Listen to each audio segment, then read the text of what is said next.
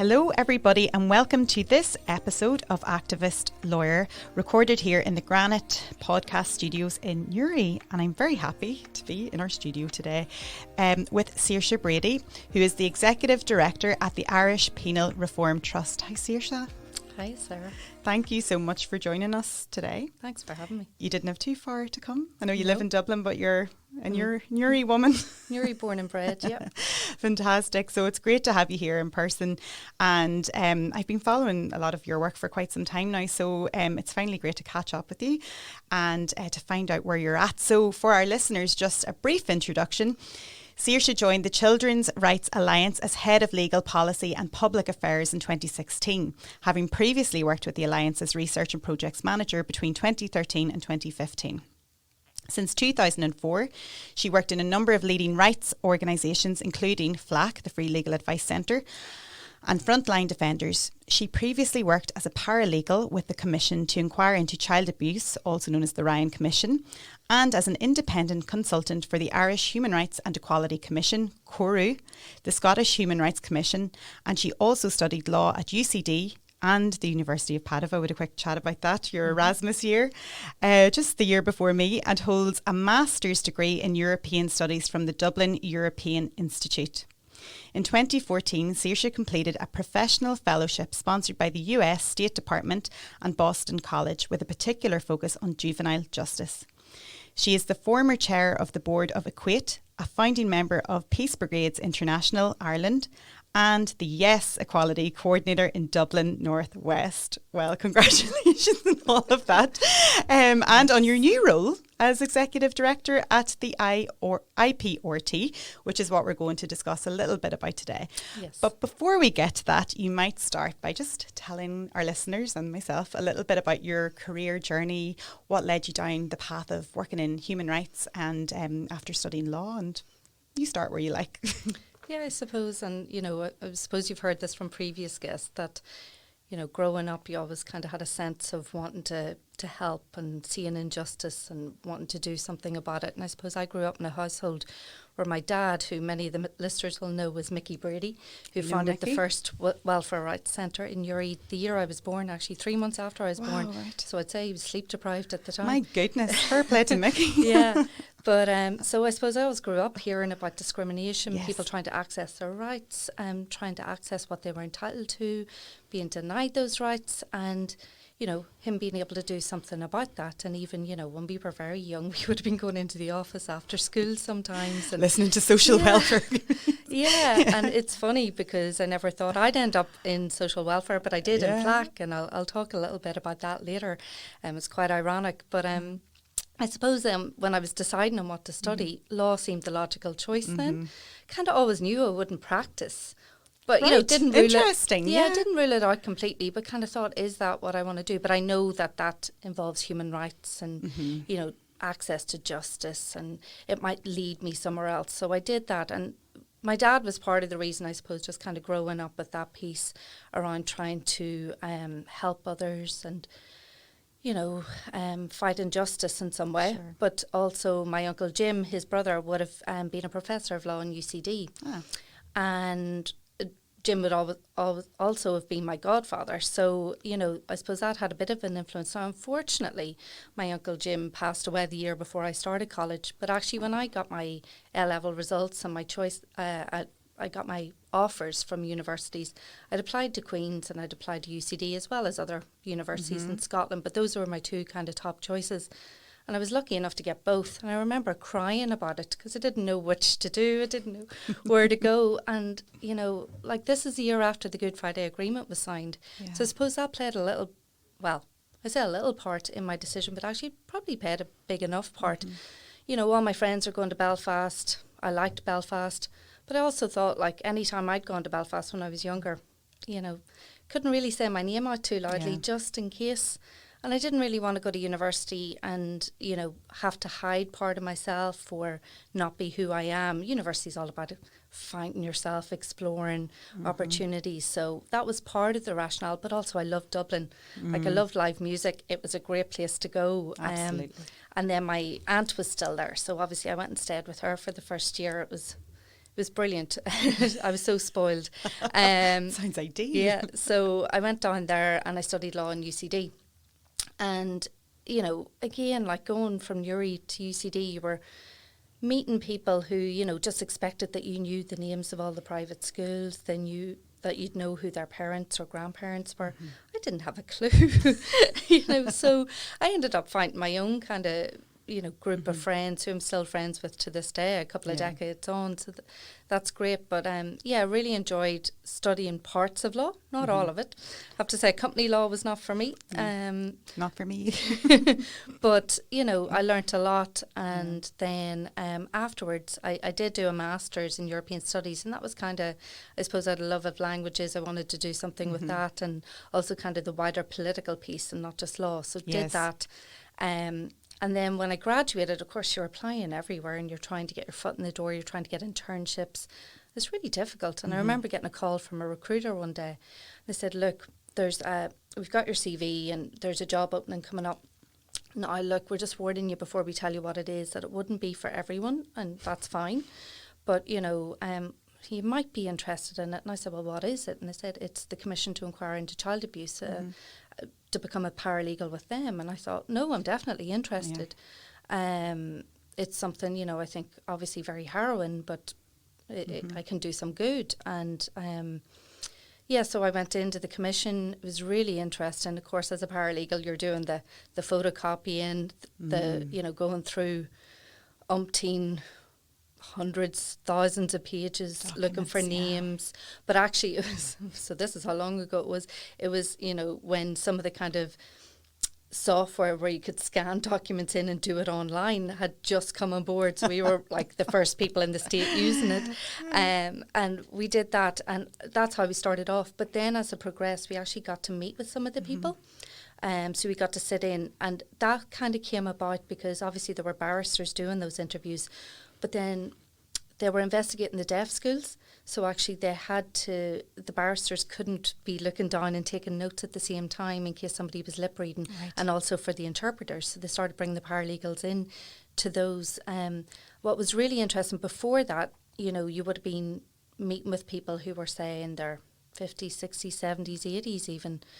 But when they were talking about what happened to them, the abuse that suffered at the hands of the religious orders in the industrial schools, you could see them regress to being that angry, lonely, scared child. And that was really powerful. But what really struck me was with the deaf schools, I remember sitting in one interview and there was a girl that was only a couple of years older than me.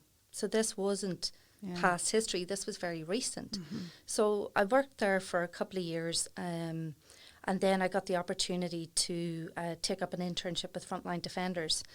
And part of that internship you spent in Dublin working in the main office, but part of it you went to the office for the High Commissioner for Human Rights. Oh, brilliant. And worked with the Human Rights Defenders mandate, because Frontline's all about human rights defenders, and those are people who place themselves in danger, put their lives at risk for particular human rights that they believe in and work on. So, you know, it could be anyone from, you know, a trade unionist, a journalist, to a land activist, or, you know, it could, like really any kind of right that you can think of, they do that.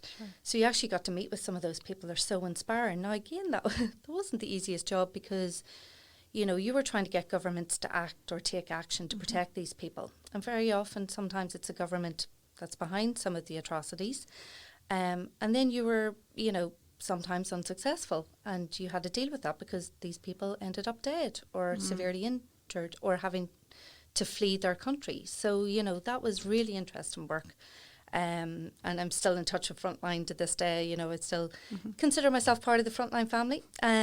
Still invited to the Christmas drinks. Good. Scoring. So then from that, you know, I was really interested in going into kind of the international field, was looking at that, trying to make my way in there, applying for jobs back in Geneva after I came back, and had interviews and that.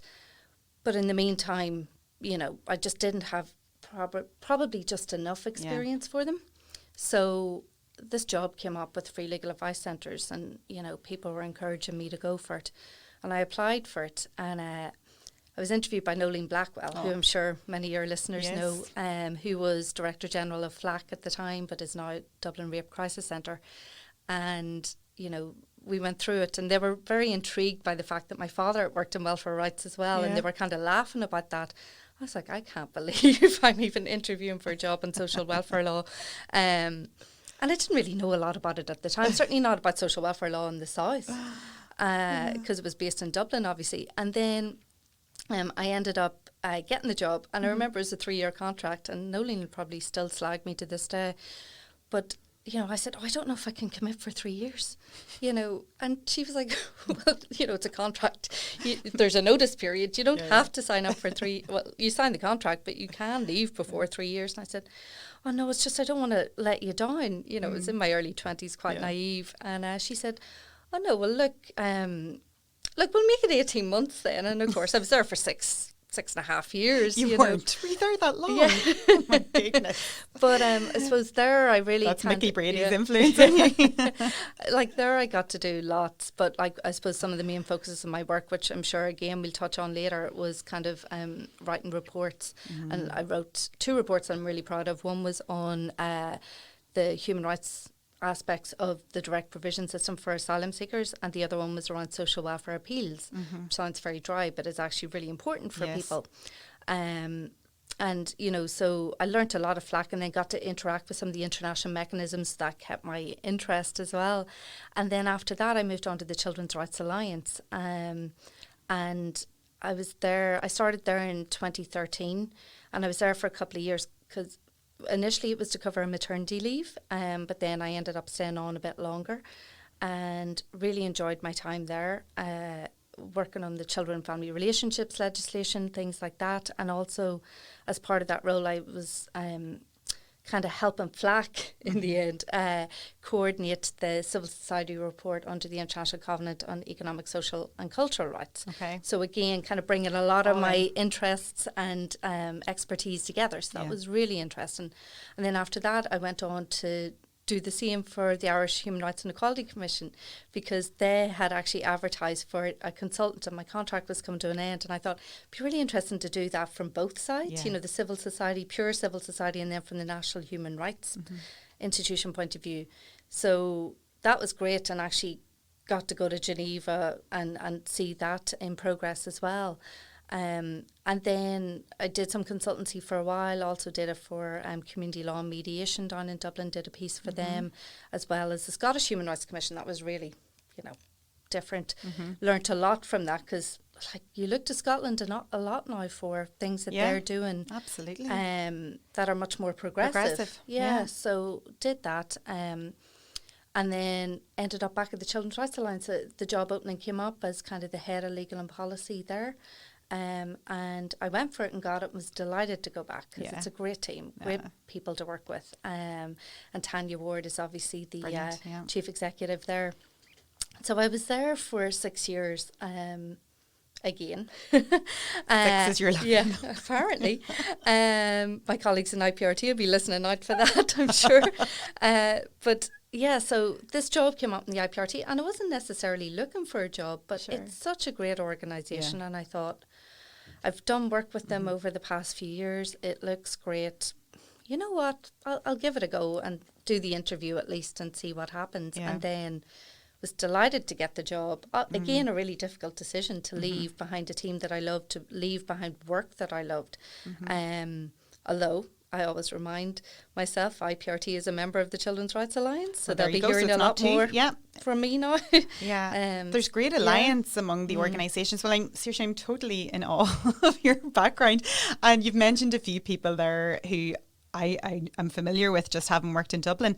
But I will say, and it's been a long time since I've been there, there is a great community, isn't there, among the different alliances, the NGOs, even some of the law firms as well, that really play into that work a lot. All of those organisations you mentioned there, some of the community law centres as well. What would we do without them? Like, they really fill in such a massive gap. And I know with Nolene Blackwell, sorry, I just took that again. I know with FLAC as well, they do a lot of the legal clinics, and I used to be there in the one in O'Connell Street. every 2 weeks, and we'd be inundated with people, and any of the practitioners and the volunteers there were the same, so they really play a huge part in all kind of aspects of this type of public law work and pushing matters forward.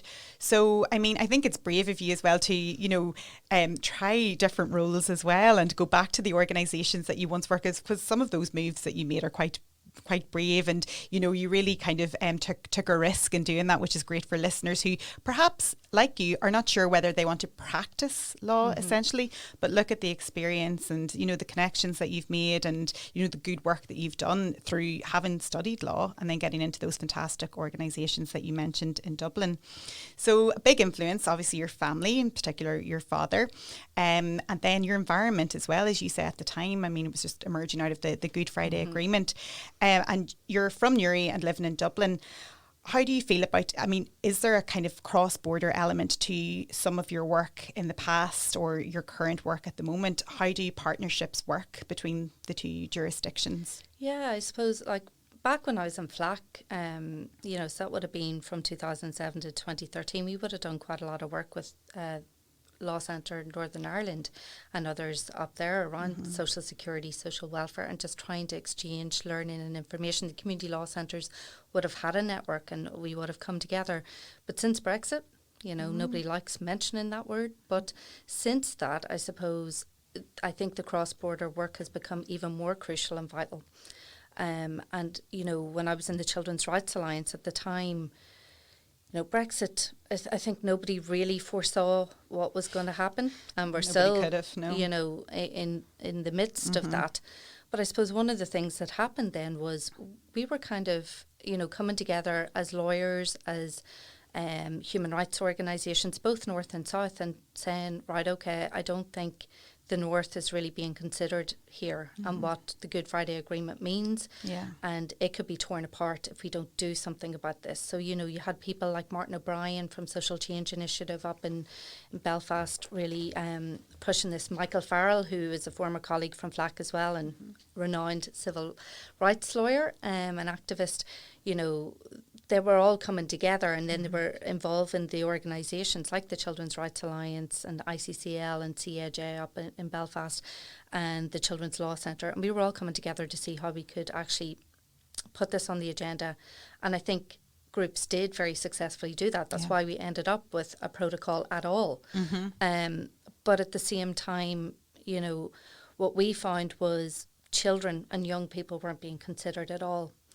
And it was really interesting because obviously Enda Kenny was Taoiseach at the time, Charlie Flanagan was Minister for Foreign Affairs, and they put in place this all-island civic dialogue. And they were bringing civil society down from the north, unions and like all the big unions, the Farmers Union, but like all the kind of third sector or civil society organisations as well.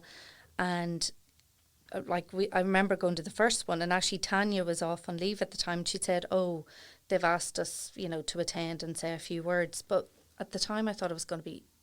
Didn't realise how big it was going to be.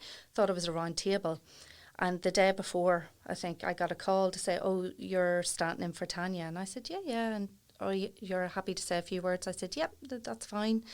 And they said, "Right, so it's 3 minutes. So when you get up on the stage, the Taoiseach will be behind you." And I was like, what? Oh. They were like, yes, and the counter will be there, and obviously it's being televised. So I was like, obviously okay. It's being televised. I was like, I didn't sign up for this. But at the same time, it was a brilliant opportunity because it showed the interest from the government in children's rights, and it gave us a chance to kind of say, children aren't being heard in this, and actually this is very much about their future. They need to be included, they need to be incorporated. They don't have a vote. They didn't get to vote on this, yet the decisions are being made about them. So that was really powerful, and then ended up doing a lot of cross-border work there. And then with my current role, actually the second week in the job, I was up in Stormont because we're doing a cross-border project with NIACRO, which is our sister organisation up in Belfast. And it's really to try and, so the Community Foundation of Ireland and Community Foundation Northern Ireland they have an all-island fund, and they're trying to encourage this cross-border working. And I suppose what we were trying to do was look at some of the key issues that impact people in both jurisdictions. And what we talked about up there was, and we might talk about this a bit more later, was women in prison whose children have been taken into care and what that means and what issues there are there.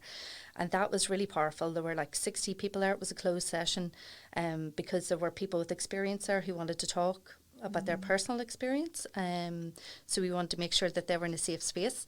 But we had we had the head of the prison service in Northern Ireland. We had the governor from Docus Women's Prison in the south. You had people from Probation in both. You had TUSA, the Child and Family Agency, a really wide range of stakeholders. So it was really great. And then we're going to be doing one in November in spent convictions. And as I keep saying, we have to find a really nice venue to do that in, because Stormont is so fancy, it was like so lavish. We were like, okay, we're really going to have to up our game here. But I suppose one of the other things that we want to come out of that is a criminal justice network, an all-island criminal justice network, so we can share these learnings. I suppose the one silver lining of Brexit is that there is more focus in this cross-border learning. I think so. Just more kind of north-south coordination. And as you said, there's lots of alliances who have strongly linked in with each other. Even today, we had lots of queries, and we're going to be speaking to a few kind of delegates later on from different organisations about the proposed new immigration plans that are being brought in a lot quicker than we thought. But I think there's a real lack of understanding. I always say this around border living, and the fact that in reality people cross between both all the time, and we interact so regularly and on so many levels. So it's natural that you would be at the front of things during those discussions. We'll go back a little bit to kind of the general sector that you're working in, but just as you touched there on the IPRT and some of its work, can you just tell us a little bit about the organisation itself? So far as you're fresh into the job, but it seems to be all encompassing and doing so much. How's it going? Great. I've been there since the beginning of May, and it feels longer, I have to say, but in a good way. Yes. The IPRT was established in 1994, so it's a very small organisation. It was kind of established by a group of concerned citizens who felt that people in prison and our penal system wasn't really reflecting the human rights standards that they should. So it's been going since then, and really it's a really interesting organisation. There's only 5 staff usually. We're down 1 staff member at the moment. People can't believe that when I tell them that, because of the amount of work that comes out. So I suppose we're kind of an advocacy organisation. We're not a service provider as such, but we do get queries from people in prison, from their families, from others working in the sector, and we do have members. So at the moment we have roughly about 115 members who are people in prison. And that's really important, because we need to hear from them about what's going on in the ground, particularly given a lot of the inspection reports aren't published or made public, and we don't always know what's going on behind closed doors, or things change, quite quickly sometimes, depending on things like staff shortages or other things that might be going on. So it's really good to hear from those members, and of course it's usually done through a phone call. Is it? Yeah, I was going to ask, how do you... letters usually. Really? Actually. Through letters? We get a lot of letters, because interesting, yeah, people in prison don't have access to email. So, wow. Yeah, it's all these things Something that you that we learn. don't, that we take for granted. Absolutely. So I suppose that's kind of, part of it. And then we would have organisational members as well. So people working in the sector who provide services, who work with people with experience of the criminal justice sector. And then we have a panel of solicitors as well. So we have a new legal and public affairs kind of programme of work, and that's led by my colleague Molly Joyce, who's also our deputy director, and my right-hand woman, I'd say. So she leads that solicitors panel, and that really tells us another story, another side to it, of what's happening in the court system, what's happening for clients. Solicitors are in the prison, so that they often know some of the things that we mightn't. So really important to have that too. Absolutely. And there's so many issues, I guess, we could touch on when you think about it. But just what do you see now, fresh into the role, but what are the core issues that need to be addressed? I mean, that's very vague in terms of either the system itself or the reform that's needed. You touched on women in prison, which I'm particularly interested in. How do you work with issues affecting women and parents, I guess? Yeah, so children and families is a big focus for us. And women in prison is something that we've been looking at fairly recently, and we would have had a briefing in Leinster House and brought some of the women with experience along. And they told their stories, and it was so powerful and hearing from them. But it really kind of brought to life what this means for people. So with women, one of the big issues is that they are very often sentenced to very short sentences. Now, it could be 3 months or less. Okay. It could be less than a year. Or it could be longer. Or what very often happens is they're remanded for a time and maybe they don't end up serving a sentence at all. Or, the sentence is so short, they go back out, they're not given the proper support, and they end up back in there again. But what this means is if they're the primary carer of their child, that means the child has to go to another family member, or very often they're taken into care. And sometimes those care orders are eventually given up until the child is 18. So even if the woman might be serving a 6-month sentence, the care order's still in place. She can't get her child back, and that causes so many issues. But the other thing about women in prison, one is traveller women are hugely overrepresented as are traveller men in the men's system, but certainly traveller women. It's something like a traveller woman is 18 to 22 times more likely to be incarcerated than her settled counterpart, and very often for things that somebody else won't be sentenced for, that won't serve a custodial sentence for. So like road traffic offences, and women in general, is a generalisation, but generally, most women that are in there are serving time for non-violent offences that could be dealt with in the community. They're much more likely to have mental health issues. There's an estimate that something like 85% of women who end up in prison have an addiction issue. So we should be focusing, and this goes for women and men, because in the general prison population, people are 4 times more likely to have a mental health issue than somebody in the general population. We need to be focusing on who ends up in prison and what supports we're putting in place in the community to prevent that from happening in the first place. But also, where it does happen, what supports are there to actually help them recover. Like we're hearing, and we had a stakeholder meeting yesterday, and we were hearing from people who work in the prisons saying, for some people it's a revolving door, because they're sent to prison. Judges and others expect that they will get the services that they need in prison, but the waiting list for psychology services are so long that sometimes people might have served their whole sentence and never have seen, a consultant or someone that they need. So that's a huge issue. Addiction is another huge issue. And sometimes we're hearing from people, and obviously this is anecdotally, and again, what I would say is there's not enough data on any of this. But that's something that we are always calling for and always working towards, having better data, looking for the evidence. But I suppose one of the things is that people with addiction, they end up in there, and sometimes people don't have addictions when they go in, but they do when they come out, and that is, that isn't the way it should be, because there's a zero tolerance policy in prisons, but the reality is something different. So we do need to think about, in the community, when you're talking about addiction, you're talking about helping people recover. You're helping to support them, whereas in prison it's a zero tolerance policy. Yeah. So we need to update that policy, because it's from 2006. We need to think about, obviously there are security issues in the prison, we're not saying that there isn't, but we need to deal with the reality on the ground and ensure that people will come forward. They will tell people if they have a problem, they'll tell staff, they'll trust them enough, and people do build up relationships with staff.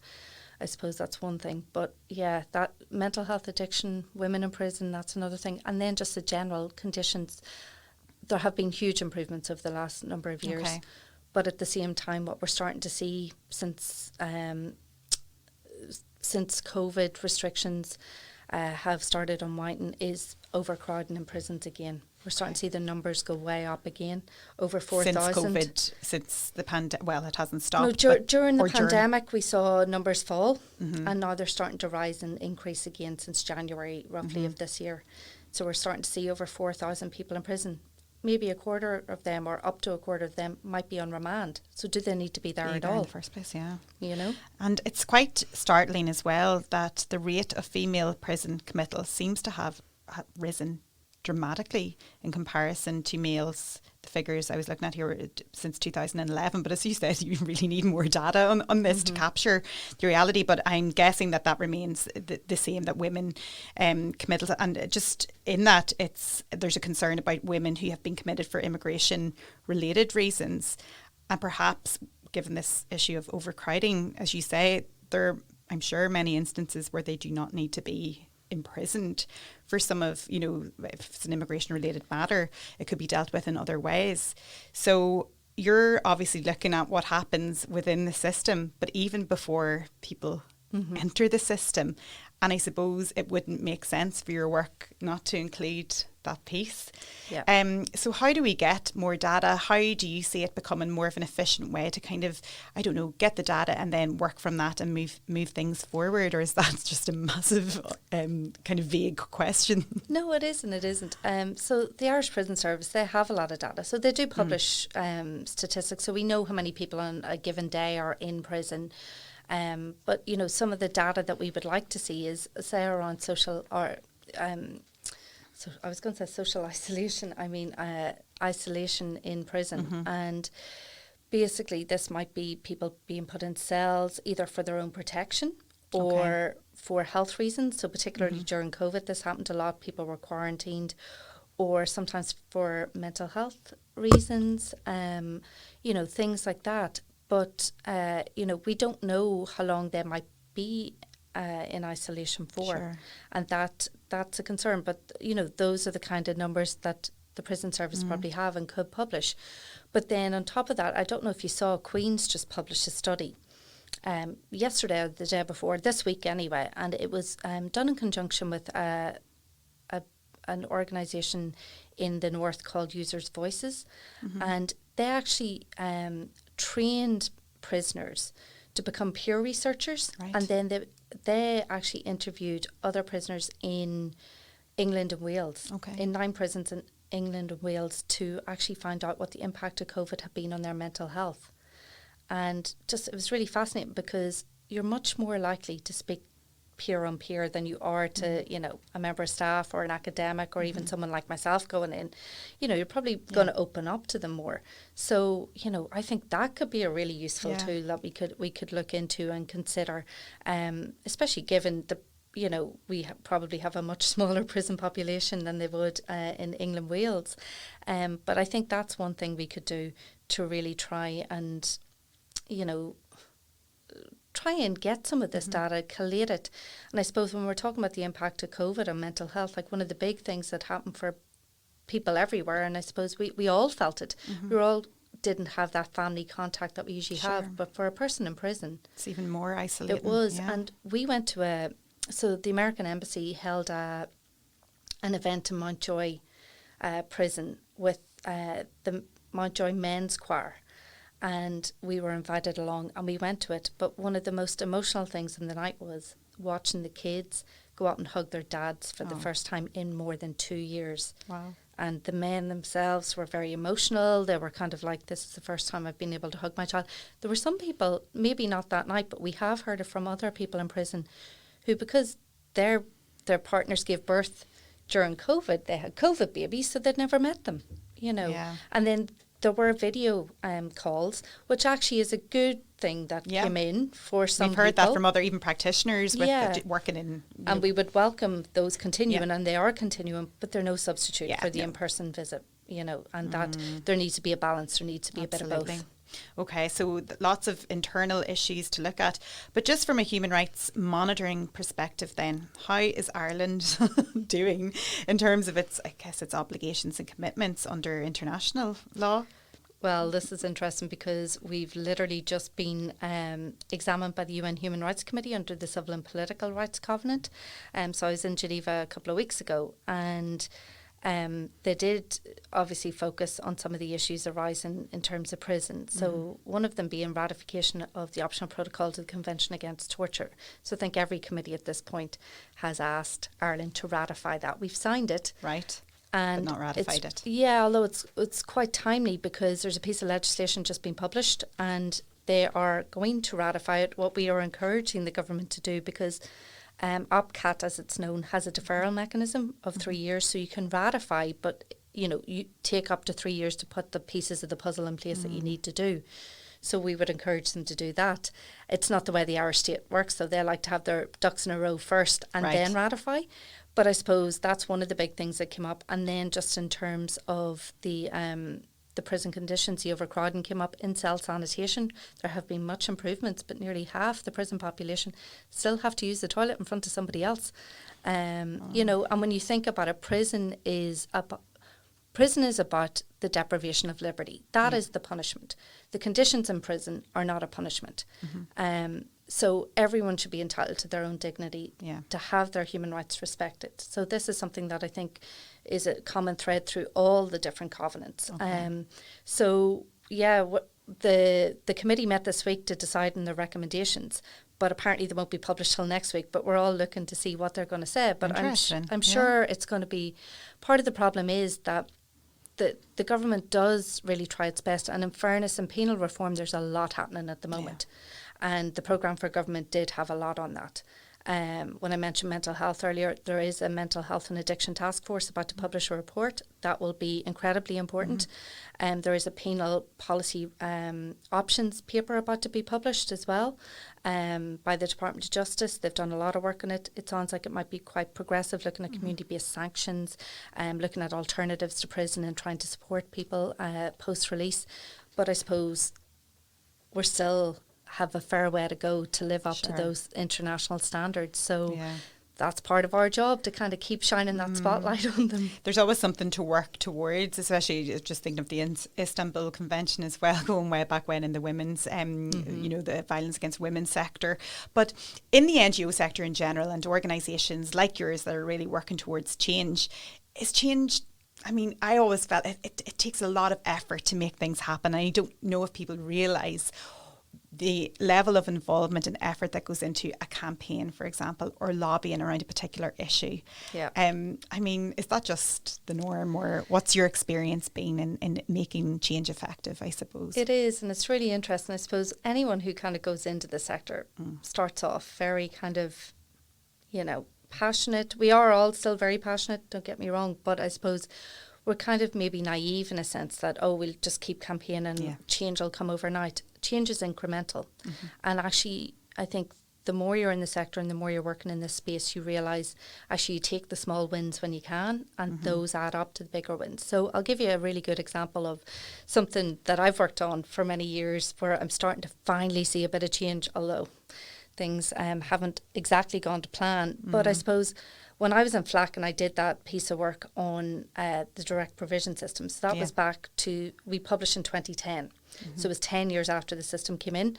Then we, at the time, myself and Nolene were running this campaign around child benefit, because without getting into the nitty gritty of it, but the habitual residence condition was brought in, and that impacted asylum seekers. Course, That meant that their benefits that they had been getting, like the universal child benefit, were cut off all of a sudden. And that was really a move to actually stop inward migration from other accession EU countries. Like a type of hostile environment, as they call it here. But actually it had one of the greatest impacts on that cohort. So we were running a campaign at the time around trying to reinstate child benefit for asylum seekers, and we ran a number of social welfare appeals that were successful. The government, so the chief appeals officer found in favour of us, said you had to look at it in an individual case-by-case basis rather than a blanket ban. A week later, the government changed the law. But I suppose what's really interesting is, people have been calling for the abolition of direct provision for so long. And in this programme for government, we finally saw a commitment to do that. We saw a white paper published. What's really interesting about it is they're going to have a payment. They're not calling it child benefit. Right. But it is equivalent. They say it's equivalent to child benefit. So finally, those children and families might actually be seen as equal in that sense, to others, because those are the kind of, that payment goes towards like a child being able to go to a birthday party, being able to take swimming classes, do the everyday things. The parents are actually telling their child, they don't want to say I can't afford it, but they're saying, oh, you don't want to do that. You wouldn't like it anyway, or, making excuses. So that is in that white paper, and while it wasn't done in last year's budget, I'm hopeful that they'll do something in this year's budget. But of course, I know Ukraine has happened. I know, and so we're seeing some regressions there as well. And there is a lot of pressure on resources, but we still need to treat people equally. Yeah, I think anybody working in that sector around benefits, whether it's family welfare issues and immigration issues, at the time we're so happy to finally see some movement. I think it was Roderick O'Gorman as well had pushed forward that white paper, wasn't? Yeah. But again, as you say, we're all waiting with bated breath to see what comes of it. Small wins, with some people were allowed to take up some level of employment, and then driving licenses, a big thing. Hopefully that'll be pushed forward as well properly. But again, we seem to have come to a little bit of a standstill. Yeah. But the work that has gone into that from so many organisations and individuals lobbying for change, because what was the payment without that direct provision? Just so people really understand what people were living off. I think at the time that I last checked, it was the minimum payment for an adult was 19. It was 960 and 1910 for very many years, and actually the Children's Rights Alliance did some work on it then, as well as others in the sector, but would have pushed for it to at least be brought up to the equivalent of the qualified child increase, which is what somebody gets if they have a child dependent and they've got a social welfare payment. And the adult payment rose as well, but it was still pittance compared to what other people are. So it was like something like €38. Yeah, okay. But anyway, a long time to get to that, but a great achievement for you and everybody involved, just to see that level of movement. So hopefully that progresses to the next we need to see next more budget. in Absolutely. that, and we need to see people being able to move into accommodation that actually allows them to live with dignity, have their own door accommodation, not have to worry about who they're sharing a room with, or, I mean, there's so many issues there, food being one of them. Yeah. Mixing religions together, mixing people together in the one accommodation. I mean, it's actually, when you look at it and you highlight it, it's actually still very, very shocking that this is something, it's a level of institutionalised abuse that we thought maybe we've moved on for, but whatever, I think hopefully there's some level of movement there that we'd like to see. But with your work, and gosh, there's so much that you've been involved in, can you choose some area or something apart from that piece of work, which is fantastic, that you're really proud of, or that you've been a part of, or that you've witnessed in Ireland, having lived there and worked within the sector in general for such a long time? Yeah, I suppose it's hard to kind of pinpoint one thing, but I suppose one thing I am really proud of, which was kind of an extracurricular activity, was the Yes Equality campaign in Dublin Northwest. So that's a constituency, that's where I was living at the time. And I remember going to a meeting just to find out a bit more about it, how I could get involved, and Grania Healy was there, who was one of the Yes Equality main coordinators. She was the chair of it, and she kind of, because I'd been involved in the Children and Family Relationships Bill at the time, I'd been working with a lot of the LGBT organisations as well. So she kind of said, we're looking for someone to take this on. I'm obviously involved in the national campaign, I'm too busy. And she kind of looked around the room and everyone was looking at their feet, and I was kind of going, well, and then she was like, oh seriously, did you say something kind of? And I said, well, no, Grania. I said, I'm happy to help. And she's like, great, you can take this on. No, I had great help. Dangerous words, I'm happy to help.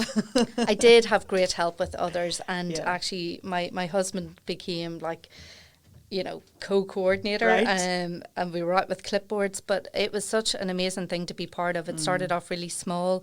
I remember we really struggled to have to get volunteers in our area, and I remember calling in because other areas had so many volunteers that they had finished canvassing everywhere well before we had, so they were kind of drafted in to help us. I remember one night just turning up and there were about 100 people there, and I'm wasn't expecting this. It was amazing. And we'd canvassed much more than we could do in any other night, but there were some standout moments from that in terms of the canvassing. I remember going up to Finglas one evening and meeting these 3 wee girls And one of them said, shouted over to us, and she said, "What are you here for? Is it the water charges or the marriage thing?" And we said, "It's not the water charges, it's the marriage equality." Thing. And then one of the wee girls said, "Oh, you know," and it was kind of a microcosm of the discussions that were happening in people's houses. They were like, "Oh no, my mummy says that you know, that two men shouldn't marry because that makes them lesbians." Which was kind of funny, but not at the same time. We were like, right, God. Okay. And then this other little girl, she was only about 7, and she turned around and she goes, "I think you should be able to marry whoever you want if you love them." And like we were all like holding back the tears. Captures and I'm like, so "Here, much. do you want a sticker?" And then the other wee girls were like, "Can we have stickers too?" That's how you bring people on board. Stickers. But then the other standout moment was we were up in Ballymun, and we were up in the courts up there. And we were all walking around, and there was this group of young lads, and they were kind of slagging and, you know, shouting things over. And we were like, you know, what's going on here? And we were, you know, kind of having the banter with them. But then one of them said, "Oh, what are you here for?" And we said, "Oh, the marriage equality referendum or the yes equality." And they were like, "Okay, convince us." And I said, "Well, before I even start, do you have a vote?" Because we're, you know, and we were laughing about it. And they said, "Yeah." And one of the fellas said, yeah, no, I do. And he made us give our pitch, and we talked about it, and talked about equality. And he turned around and he said, "Well, as a young traveller man, I'd be hard pressed not to support other people when it comes to equality." And again, it was like, you know, everyone was just like, we weren't expecting that. So, you know, it really brought communities together. And like where you saw in the children's referendum, that constituency actually voting, the vote came back, and I think they actually might have voted against the children's referendum, or it was very low turnout and vote for yes. Like we were in the top 10 constituencies in the country when it came back. So that was a really proud moment. We were really all the RDS, and I mean, the tears of joy were flowing. So it was great. And just to see the impact that has on people I know and love as well is really important. Such an exciting time. I watched it just from here on TV and was following it through the news, but you could just sense this moment of change that was long overdue and really necessary. But as you said, it captured so much more, like these conversations that you just shared there. You can imagine what was going on between, you know, the older people and the younger people within their households. We couldn't generation keep to generation. Flyers. They were the ones everyone wanted. The Gay Byrne flyers. We specifically requested them then, because for the older people that we were going to, they were like, "Gay Byrne's voting yes." Yep. Or Mary McAleese's voting yes. Yes, they are. Okay, maybe. And you could just see them reconsider. No, that wasn't to say that we didn't come across some people who were very opposed and quite aggressive about it. But, you know, it was a real learning experience, and I was obviously a tiny part of that. But it was, I think everyone just felt part of this bigger movement. And, you know, we saw that with repeal then as well. You know, and now that we're starting to see regressions in other parts of the world, you know, I think we have to hold on to that. I mean, Ireland really did come across, and that was shared globally, that outcome, you know. It's really putting it at the fore of progression in rights. And as you say, hopefully we don't regress in other areas and pull ourselves up when it comes to other issues as well, like direct provision and such. But anyway, that's a very, very proud moment for you. And it's fantastic that you were able to be involved in that alongside your work, because that was all voluntary. So just on that, I mean, this question's probably been answered somewhat, but activism is essentially a core part of your work in general. So you don't just volunteer as an activist, it's part of your work. How important, this is a silly question, I'm just thinking after discussing everything with you, but silly questions. How important is activism, I guess, in making change? I mean, is it important to have allies, partnerships, or, you know, can we just use the law in isolation? How do we make change happen? It's essential. Like, the law is a starting point, and you can use it really effectively, but actually to implement the decisions that are made then, you need the activism, you need the campaigns to keep going. So I'll give you another great example. When I started in FLAC, and I'm talking about FLAC a lot now, but I suppose it was quite formative for me. Yes. But I was only there, I think, less than a month when the Lydia Foy judgment was handed down, and I was in the court for that. And, you know, again, it really, like, I wasn't involved directly at that point, so I'm not going to take any credit for that. That was all Michael Farrell's doing. And the others that went before him in FLAC, who took Lydia on in the first place. But I suppose the first declaration of incompatibility with the European Convention on Human Rights was handed down. So that was 2007. We didn't see a Gender Recognition Act until 2015. The years that it took for Lydia to get her birth certificate, even after she had been through all of that, like, I think that is a real kind of example of where you just have to keep plugging away. You have to keep making sure that, okay, you have a legal decision, but what does that mean in practice? That changed nothing really for her until you started getting the legislators to take it on board, to draft law, to kind of consult with people and do that piece and really kind of put the changes in place. You know? Yeah, gosh.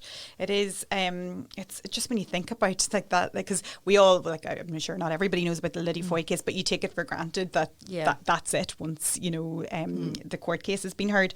But in terms of listeners then who, and I'm sure there are many, I like the way at the start you said that you kind of weren't, you know, you were sure that you weren't going to practice at one point, because often we'd have people or young people who come in through, they're like, I'm not really quite sure. So that's a really poignant kind of place to start.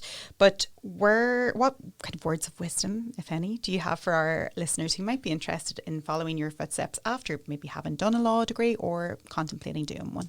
I think really what I've learned throughout my career is, like, grasp the opportunities that you come across, because sometimes they're not exactly what you plan to do or you thought you might want to do, but they lead you down a path and they might take you somewhere else. So, you know, I always thought I might end up in kind of the international human rights sphere.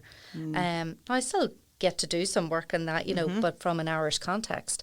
But like, if I'd kind of shut down some of those opportunities that came along and waited for the one that I really thought I wanted, then, you know, where would I have ended up? Like, I could have ended up in a completely different sector. But company law. Yeah. I don't think anyone would have employed me in company law. But, you know, I really think that you have to do that and roll with the punches, because it isn't all easy. Like, you do get rejection. Everyone gets that. And I, like, when I'm giving career talks or anything like that, I'm always very you know, quick to say that, like, you know, I've gone for jobs that I really wanted and didn't get. And then, you know, sometimes you think you're settling for something, but actually you're not. You know, because if you applied for it in the first place, sometimes it is because it's something you did actually really want. But I think just grasp the opportunities, be open-minded, don't you know, put in place your plan and say that you can't deviate from that, because you always can, and it'll lead you somewhere great, hopefully. So to be open-minded. And I think the particular sector that you work in, there's a good family there, isn't there? And once you get to know people, you feel very much supported, and different organisations link in with others. So it's such a small community, and I have to say, even before I started with IPRT, I kind of knew the team already, or I'd been involved with them or come across them. And, you know, I'm working with, I mentioned Molly earlier, but obviously we have another 2 members of staff at the moment, Pamela Drumgool, who is our communications officer, and for a comms person, she knows more than anyone around some of these issues, like the policy issues. Like, she's amazing. And then Sarah J. McCreary, who would have worked kind of in addiction services before, so brings a whole other lens to it. But she's our senior policy and research officer, and she's responsible for our flagship publication, the Progress in the Penal Reform System. So, you know, we're a really small team, but I'd say we're a small but mighty team. Small but mighty, powerful people there. Well, I am so happy to have you here today, and that you were able to share your fantastic journey with us. Thank you so much for coming in. Well, thanks, Sarah, and thanks for having me. And we will look forward to following the work of the IPRT, because I'm sure you have a lot on, and lots of interesting projects coming up. We will do, and people should check out the website, sign up to the newsletter. If there are solicitors who are interested out there, please do get in contact, because we're always trying to ensure that we're reaching as wide an audience as possible. Fantastic. Well, thank you. See you soon. Thanks.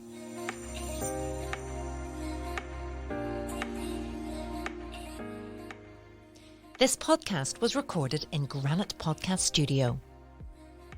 Interested in starting up your own podcast but don't know how? Granite Podcast Studio can help.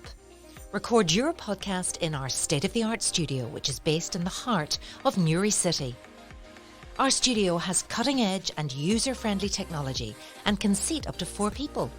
We also provide an editing service for our team using your guidance and editing notes to provide you with a flawless finished product, leaving your listeners wanting more. For more information on how you can get started, visit www.granitepodcaststudio.com.